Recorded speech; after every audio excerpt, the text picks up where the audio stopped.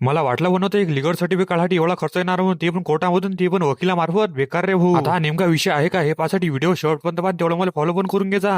तर रामराम मंडळी, मी तुमचा मित्र प्रज्वल चाकर. आज सकाळ सकाळी मला अर्जंटमध्ये मूर्तिजापूरला जात होतं लीगल सर्टिफिकेट काढायसाठी. आता लीगल सर्टिफिकेट काढल्यामध्ये हे मी तुम्हाला ब्लॉगमध्ये सांगतोच. पुढे गावातल्या बसमध्ये बसून आलो, पहिले मी अंजनगावले, नंतर आलो मी दर्यापूरला येते डायरेक्ट मूर्तिजापूर बस लागली होती. मग मूर्तिजापूर बसमध्ये बसून आलो मूर्तिजापूरले. सकाळ सकाळी मी जरा लवकर चालतो, मग आता टाइमपास कुठे करता म्हटलं, चला मग आपल्या मित्राच्या दुकाना म्हटलं. दुकाना काय वेळ टाइमपास करतो आणि त्याची गाडी घेऊन येतो मी डायरेक्ट तहसीलवर. आपल्या काकाच्या ओळखीची एक वकील होते, मग त्याच्यापाशी मी लीगल सर्टिफिकेट कागदपत्र दिले. आता तुम्हाला विचार पडला असेल लीगल सर्टिफिकेट म्हणजे काय असते. लीगल सर्टिफिकेट म्हणजे ते वारस दाखला, म्हणजे आपण एकच वारस आहे म्हणून बा. वकील साहेबले 2 कागदपत्र कमी पडले होते, मग आता कागदपत्र एका दिवसात जमा होत नाही, मग या लागते आता मला दुसऱ्या दिवशी. तेवढा भेटला मला मेजरमेंट चल म्हणे आपल्या एटीएम मधून पैसे काढा लागतात. गड्याचे बाबा आर्मी मध्ये, गडी एवढा कंजूस आहे की 1 रुपया खर्च करत नाही काय. त्याच्याबाद आलो आम्ही कृषी विभाग मध्ये पीएमसीएम चे पैसे चेक करासाठी. पैसे तर आले नाही आज. तर राजू मला कोणतं धड काम निवड आलं, कोण दलिंदर लागला काम नाही राजू मला आज. सरच होत्या लीगल सर्टिफिकेट तर आपलं आज निघत नाही, आता ते काढा ते आपल्याला उद्या. आता ते पासाठी पार्ट 2 करायला लागेल आपल्याला. मग पार्ट 2 पाहायसाठी आपल्याला